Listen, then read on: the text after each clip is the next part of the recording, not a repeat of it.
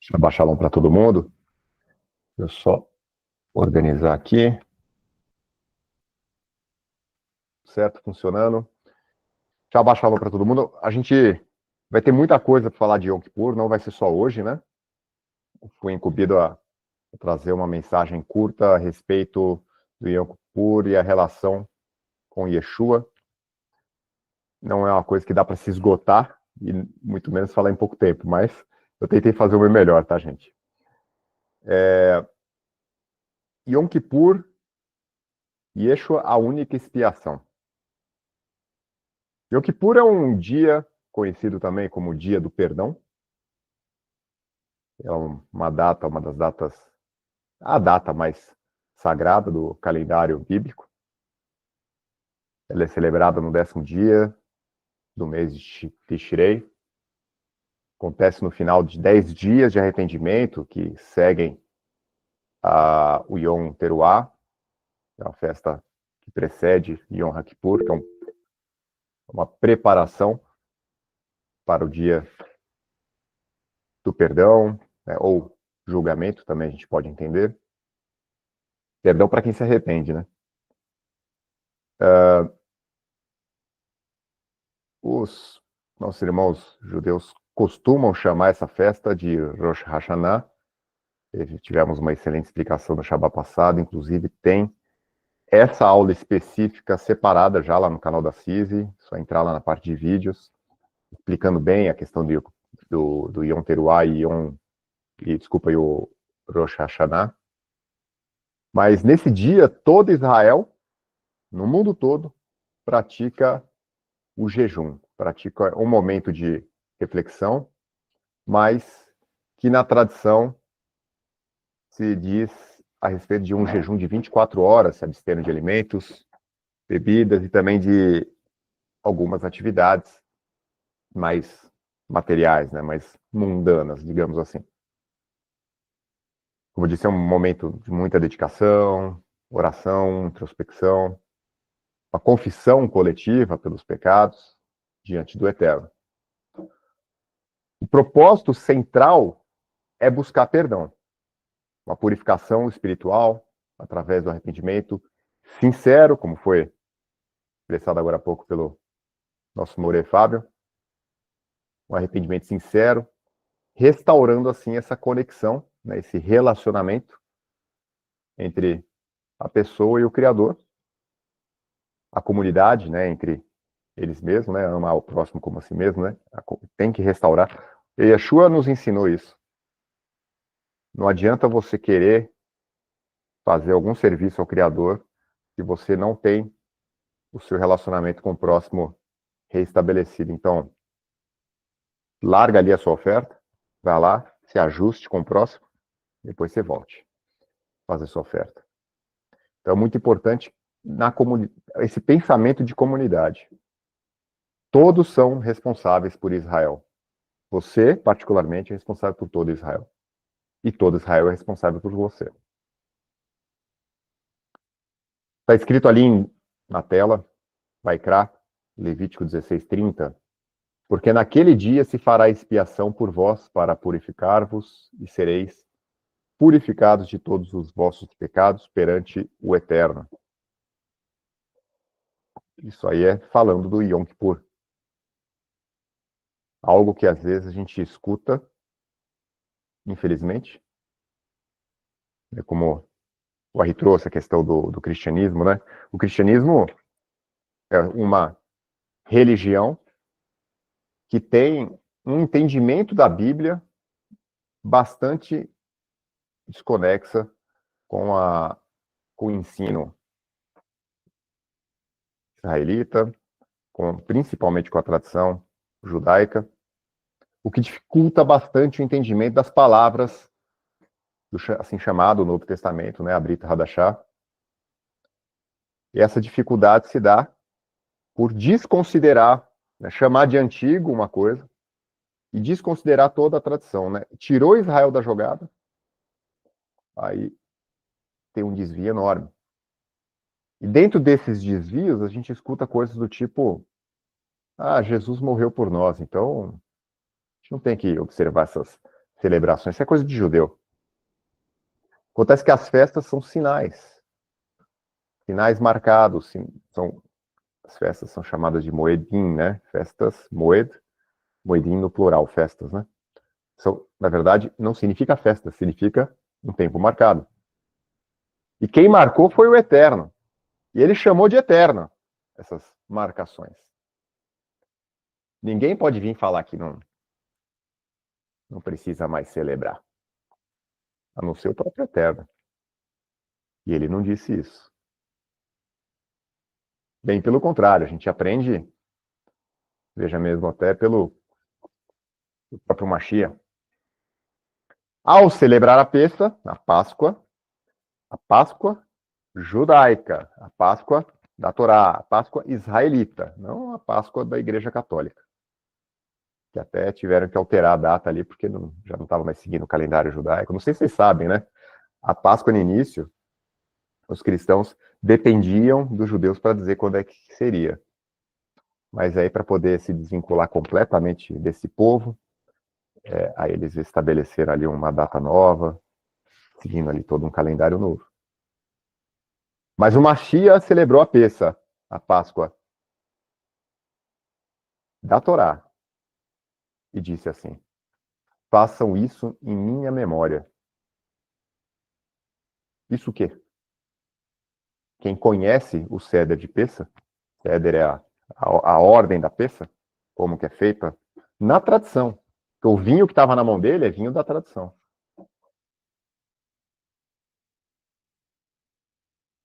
Quem não comer da minha carne, não beber do meu sangue, ele disse outra vez também. Sem dúvida, as festas são sombras. A gente não vai negar isso. Mas se a gente ignora essa sombra, a gente vai ignorar o corpo todo que vem depois da sombra, né? O que projeta essa sombra. Através das festas, a gente, que são tempos marcados eternos, a gente mostra as nossas marcas, os nossos sinais. São sinais. Marca na mão, na testa. Às vezes a gente vê só marca na mão da testa. Lá em Apocalipse, né? Sinal da besta. Mas em Êxodo 13 tem isso.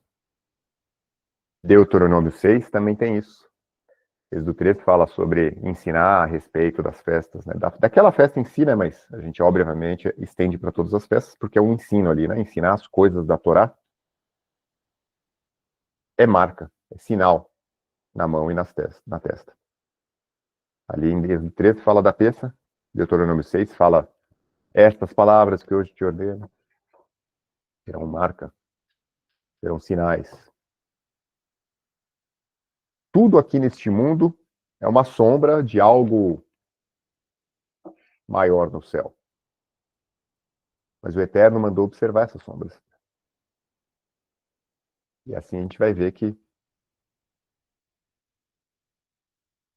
é dessa forma que tem que ser. Observando as sombras como eles observaram, nossos pais, como também observaram Yeshua, os apóstolos e todos os discípulos.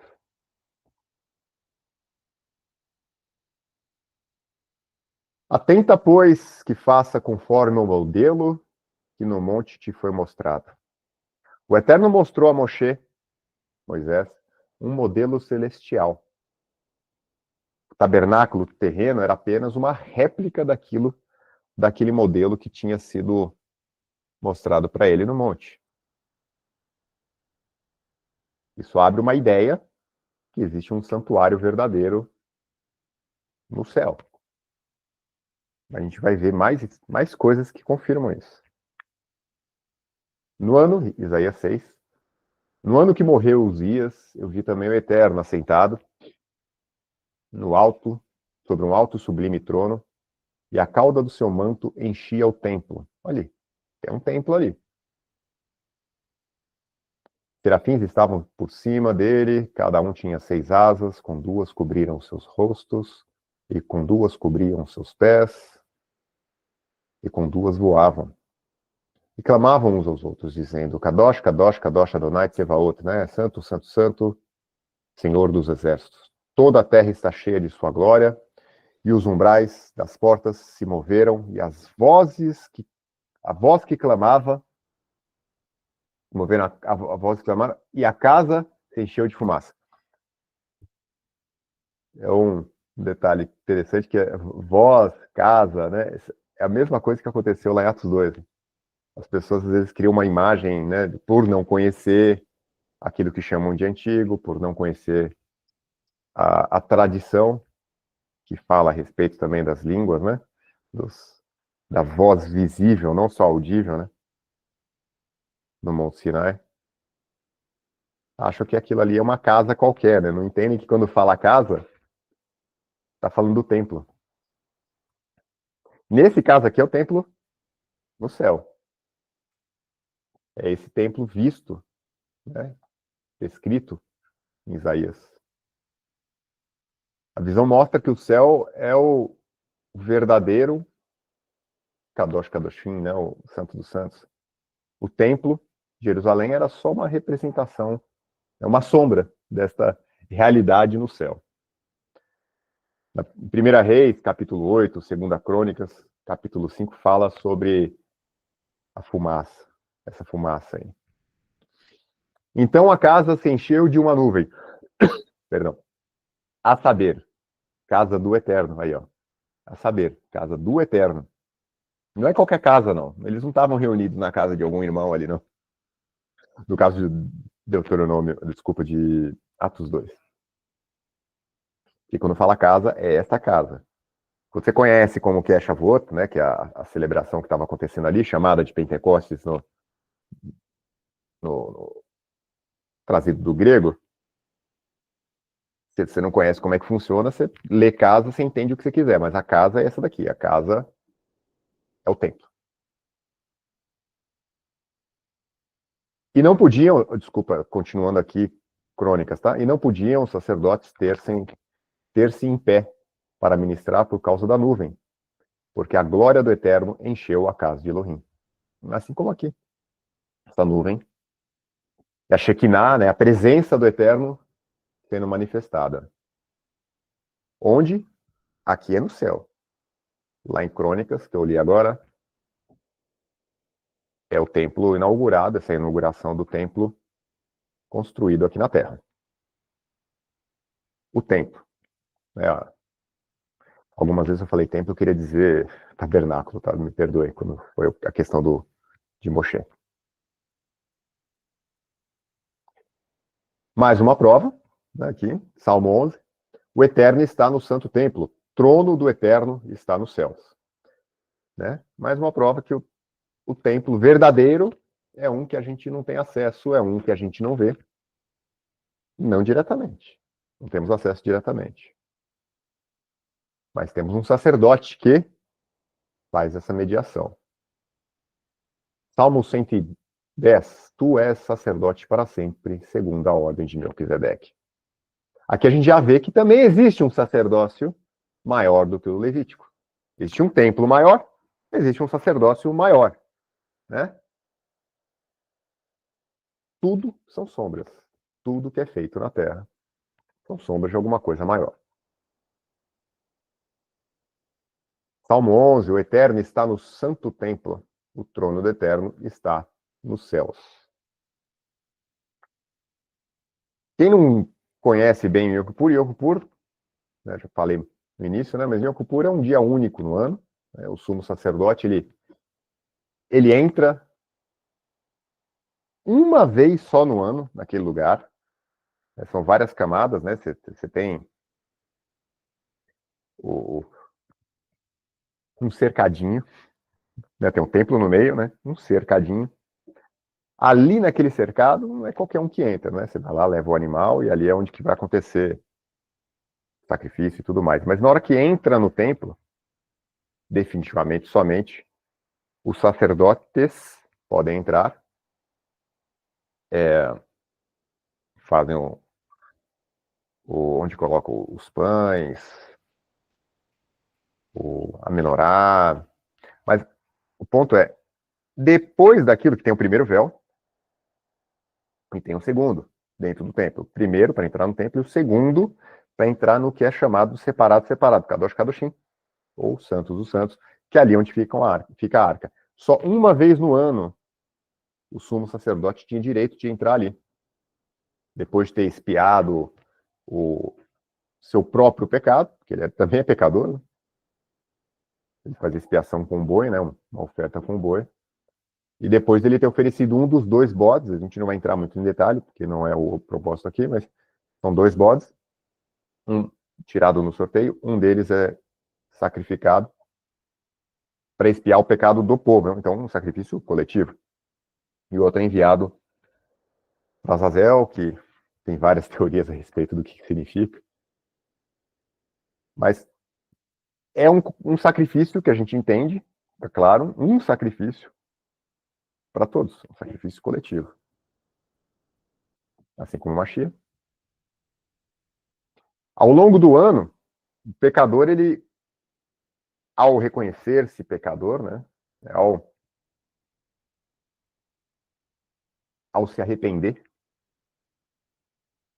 daquilo que ele tenha feito, né, reconhece, se arrepende, então ele tem que saber que fez, se arrepender do que fez, né, através da mudança de direção, conforme nosso Mori acabou de dizer, e aí ele apresentaria o próprio sacrifício. Que detalhe, nunca é um cordeiro. Sacrifício de pecado nunca é um cordeiro. Tem uma cordeira, né, tem uma exceção ali que uma cordeira poderia ser apresentada. Cordeiro, que é um animal, não lembro se é 1 ano ou 2 anos, agora me fugiu. Então, é um animal jovem, ele nunca foi apresentado para sacrifício de pecado. Mas com relação ao Yom Kippur, até mesmo os pecados do povo, que o povo não tem ciência, que é uma coisa que fizeram e não sabem que fizeram, né, na ignorância, porque tem o pecado, né, na ignorância. Tem vários tipos de pecado, gente. Então, tem o pecado na ignorância, tem o pecado que você não sabe, tem a desculpa que você conhece e se arrepende, né? Mas o que você não tem nem ciência, o Yom Kippur tem poder de espiar. Imagina você se arrepender de pecado que você nem sabe que você cometeu. Devem ser a maioria, né? É como se fosse um reset, né? Fazendo uma analogia, né? Zerou. Começa um ano novo. Por isso que a necessidade desses 10 dias de reflexão. Mais vale você reconhecer o pecado. Bem verdade que todo pecado tem consequências, não tem jeito.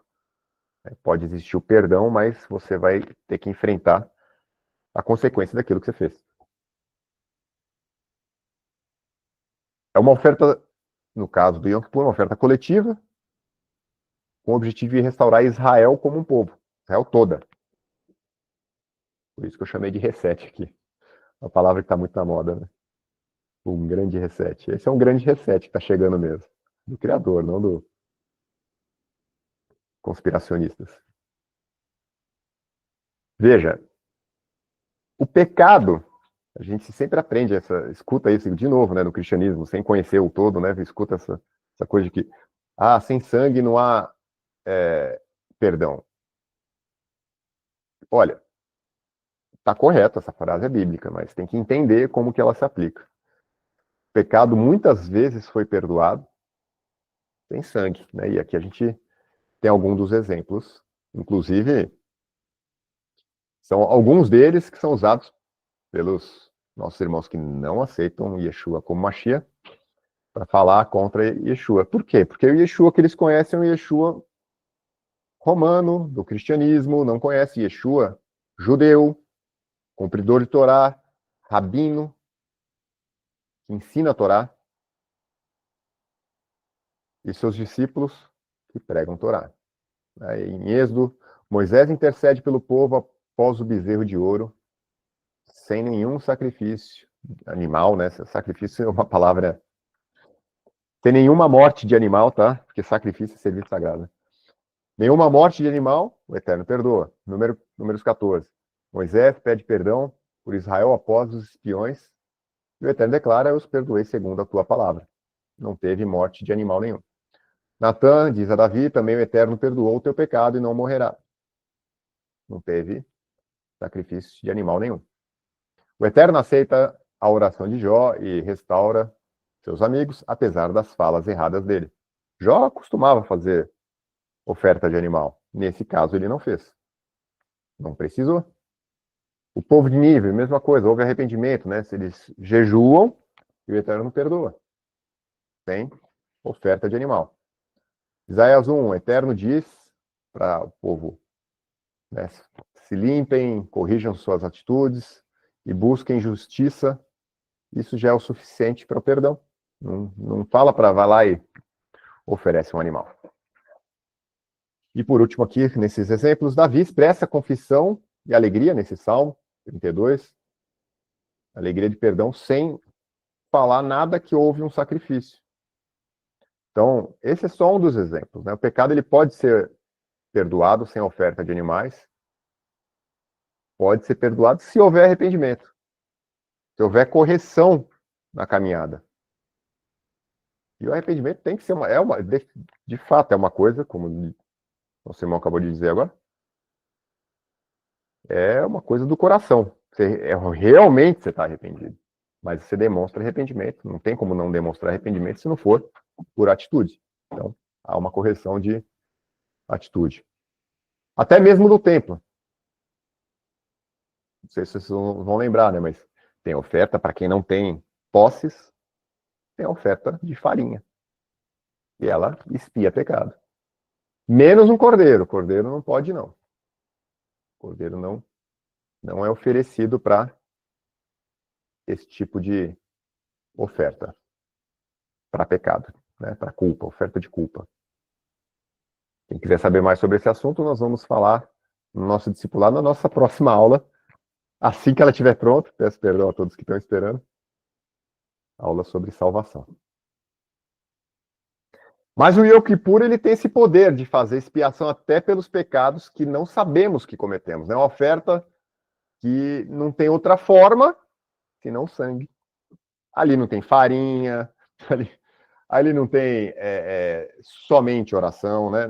No final, claro que vai ter oração, arrependimento, envolve tudo, porque sempre o centro de tudo da Torá vai ser arrependimento e correção do seu caminho, sempre. Mas tem que ter sangue. Tem que ter sangue. Aqui entra aquela frase, sem arrependimento não há perdão do pecado. Então, dessa sua vida, para quem sempre se pergunta isso, né? Aí de quem não conheceu, não teve oportunidade e tal, nós seremos julgados dentro daquilo que a gente sabe. A gente vai ver isso aqui agora. Uma vez que é apresentada a verdade para a gente, já não tem mais para onde correr. Literalmente, não tem mais sacrifício, é o que o texto diz. Vamos ver o que a gente aprende a respeito disso tudo na Brit Hadashah. Em Hebreus, é o texto que mais trata desse assunto, bem focado, Hebreus 9 e 10. Fala sobre o Mashiach como um sumo sacerdote, né? Então, lendo o texto aqui. Mas vindo o Mashiach, sumo sacerdote dos bens futuros, por um maior e mais perfeito tabernáculo. A gente está falando aqui de um tabernáculo. Este agora é o verdadeiro, que o que era daqui era sombra. Não feito por mãos, isto é, não dessa criação, nem por sangue de bodes e bezerros. É o caso que a gente acabou de dizer, né? O sacerdote oferecia, então, um animal para expiar o próprio pecado e depois o da nação. Mas pelo seu próprio sangue entrou uma vez no santuário, havendo efetuado uma eterna redenção. Então, o Mashiach, ele entrou pelo seu próprio sangue, que ele mesmo ofereceu. Porque por esse sangue ele assume uma posição de sumo sacerdote. O Ari falou sobre rasgar as vestes, né? Não sei se vocês lembram, mas no momento que o Mashiach se assumiu ali ser filho do Eterno, o sumo sacerdote rasgou a veste dele. Coisa que sumo sacerdote não pode. Nesse momento que ele rasga as vestes, não tem mais sumo sacerdote levita. Acabou ali. Curiosamente, ali se inicia, naquele mesmo dia, um sacerdócio eterno, segundo a ordem de Melquisedeque. Porque o Mashiach, continuando o texto, né? Continuando assim, eu pulei algumas partes, senão isso aqui ia ficar muito extenso, né? Mas ainda no capítulo 9 de Hebreus, porque o Mashiach não entrou num santuário feito por mãos, a figura do verdadeiro, ó, figura do verdadeiro, é a sombra. Porém, no mesmo céu, para agora comparecer por nós perante a face de Elohim. Quer dizer, ele é o nosso mediador, nosso único mediador. Ele faz a nossa defesa perante o juiz.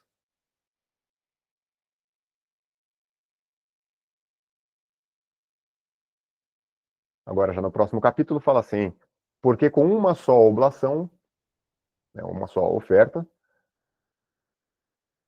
de sangue, ofereceu para sempre os que são santificados. Note, os que são santificados. O que é isso? A necessidade de santificação. Como é que a gente santifica? Cumprimento de mitzvot. Arrependa, corrija o seu caminho. Né? Mandamento. Qual o mandamento? Da Torá. Da lei. Hoje você conhece a respeito da Torá? Hoje você entende isso? Agora você cumpre. O que é do passado é do passado. Não me lembrarei mais, ele diz. A lei, ela não salva, mas ela santifica. A Torá não tem o poder de salvar. O cumprimento da Torá. Não tem o poder de salvar.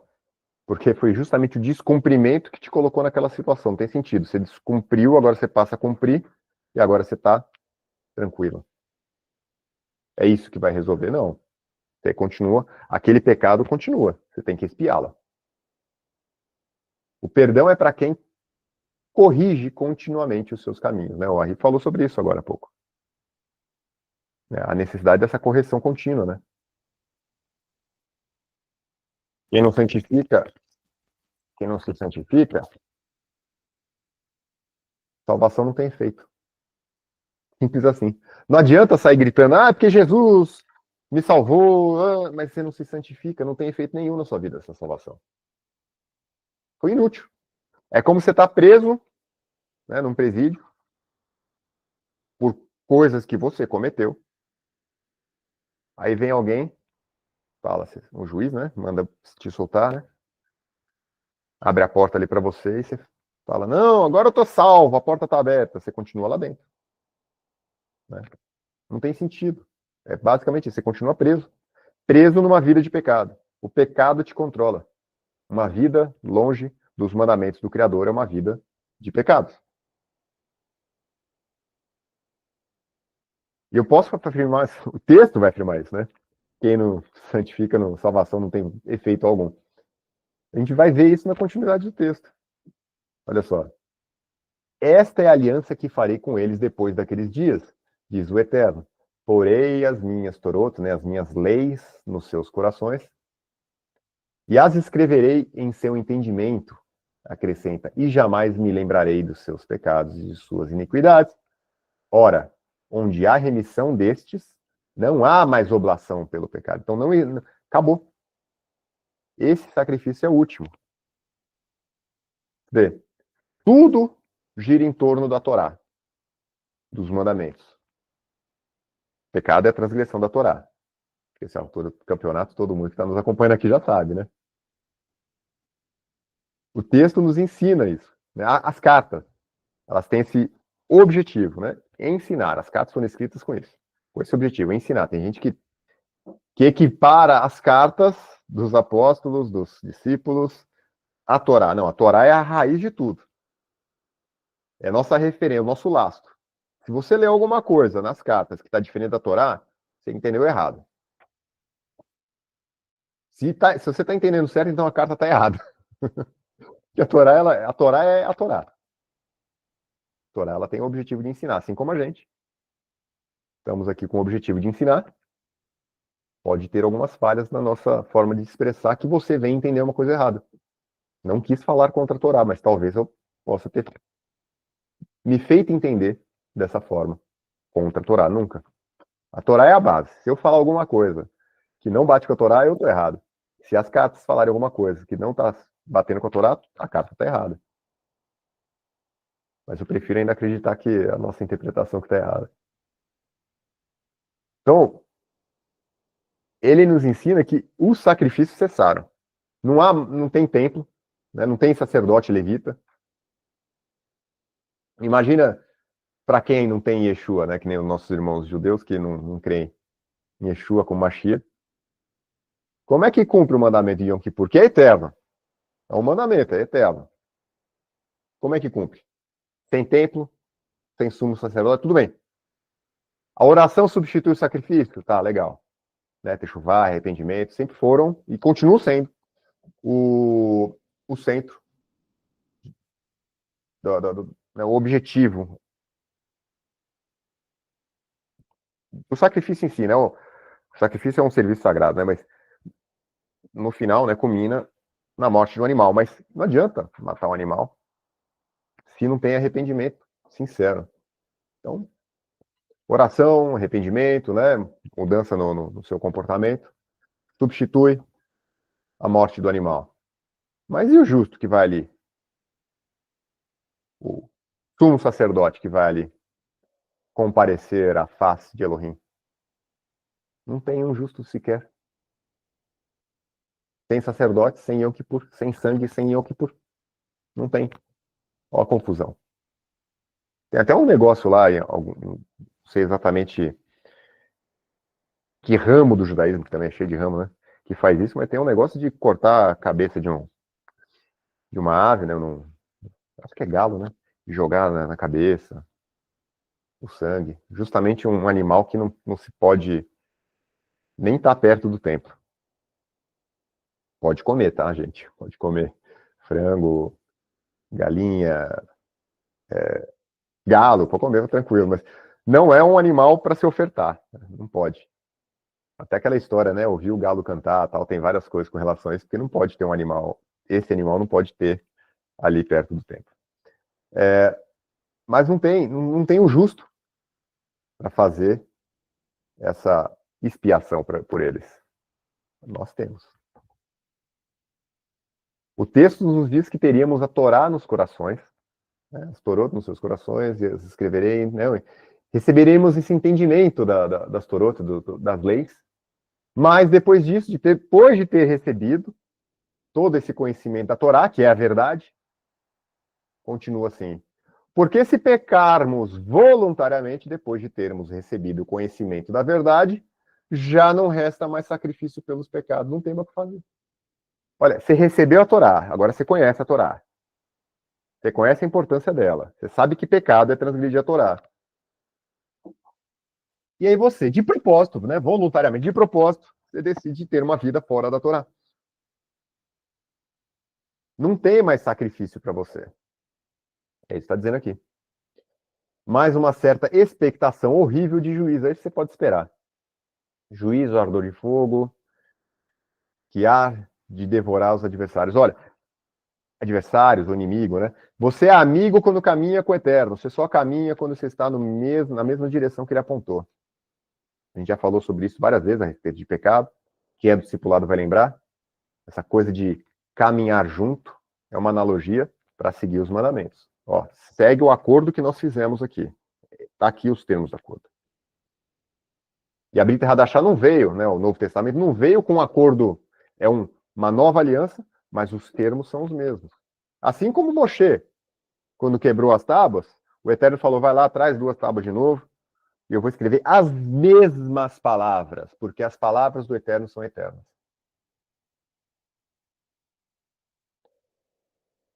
Quebrantando alguém a Torá de Moshe, morre sem misericórdia só pela palavra de 2 ou 3 testemunhas. Ele não deixou mais fácil, ele deixou mais difícil. Ó. Quanto maior o castigo, cuidais vós será. Nossa, é muito ruim de ler assim, né? Quanto maior castigo será para você se julgado merecedor daquele que pisar no Filho do Homem. Eu li tudo errado aqui, né? Mas esse cuidais vós será, tá muito difícil de ler.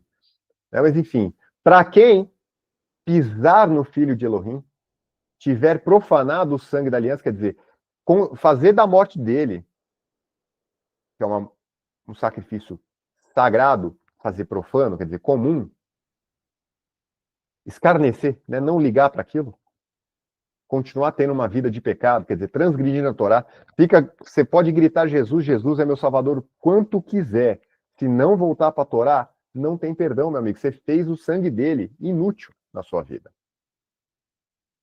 Fizer agravo ao Espírito da graça, aí ó, é o pecar contra o Espírito Santo. O Arri trouxe aqui agora, né? O Espírito Santo, aquele que te convence, que te leva pelo caminho, né? Que te revela. Hipergraça, né? Outra coisa que ele citou. O Espírito Santo, ele vem, te coloca esse conhecimento da verdade. Como disse o slide anterior, né? A Torá no teu coração te dá entendimento. Agora você conhece a verdade, você peca voluntariamente, meu amigo, você tornou, né, como vocês já viram falar antes, inútil a morte do Mashiach. Inútil. Não tem perdão. Acabou. Acabou. Este foi o último sacrifício pelos pecados. Porque bem conhecemos aquele que diz, minha é a vingança e darei recompensa. Diz o Eterno, outra vez, o Eterno julgará o seu povo. Não há mais sacrifício. Esse foi o último sacrifício, definitivo. Daqui em diante é juízo. Yom Teruah são 10 dias de arrependimento. Yom Kippur é o dia do perdão para quem se arrependeu. Ou juízo para quem não se arrependeu. Condenação para aqueles que se mantêm em sua rebeldia. Infelizmente, os nossos irmãos que seguem, né, sem aceitar Yeshua como Mashiach, seguem uma visão de Yom Kippur aí limitada. Porque eles buscam resoluções para o próximo ano, só para o próximo ano. Claro que a gente deve fazer isso, né? Buscar para o próximo ano.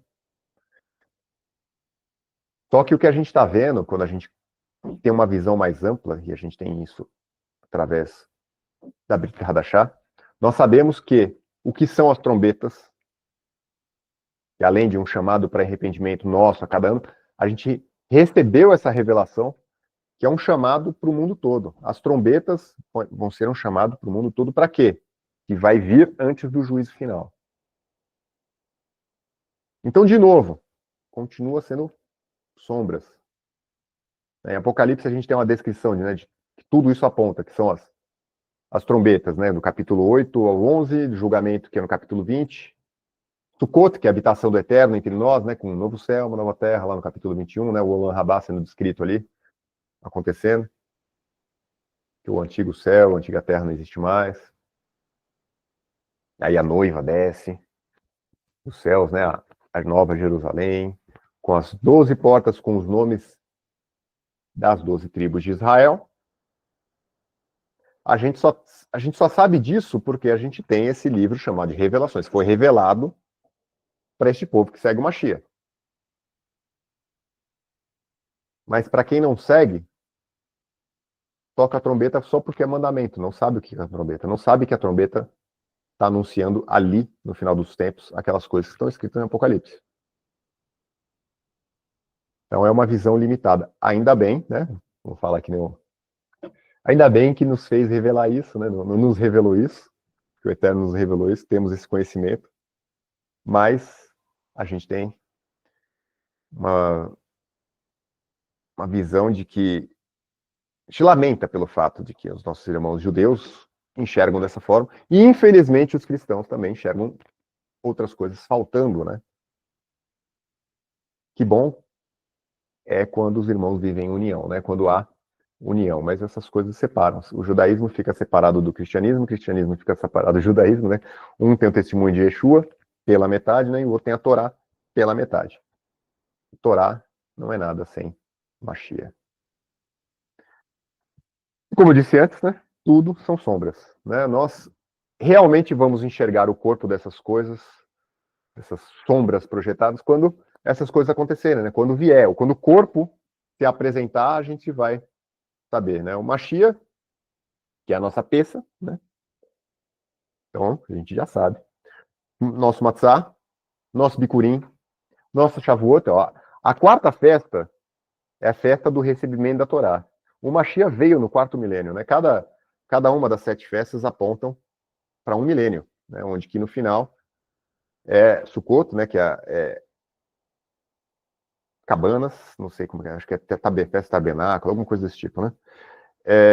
Que ele vai voltar e habitar conosco. Então a gente tem as 7 festas. Yeshua, então é a nossa Torá, nosso recebimento da Torá, né? A nossa Shavuot. Ele é a Torá viva, né? Ele veio no quarto milênio. E ele será, quando acontecer, ele será a nossa trombeta, será o nosso juízo, e brevemente, né, como eu disse agora há pouco, Sukkot habitará entre nós. Então, essa visão que eu queria trazer, não, obviamente, abrange um pouquinho mais do que só a festa Sukkot, mas que Yeshua, ele está em todas as festas, em cada detalhe, tudo aponta para ele. Por isso que eu digo que a visão fica estreita quando a gente não tem Yeshua. Torá.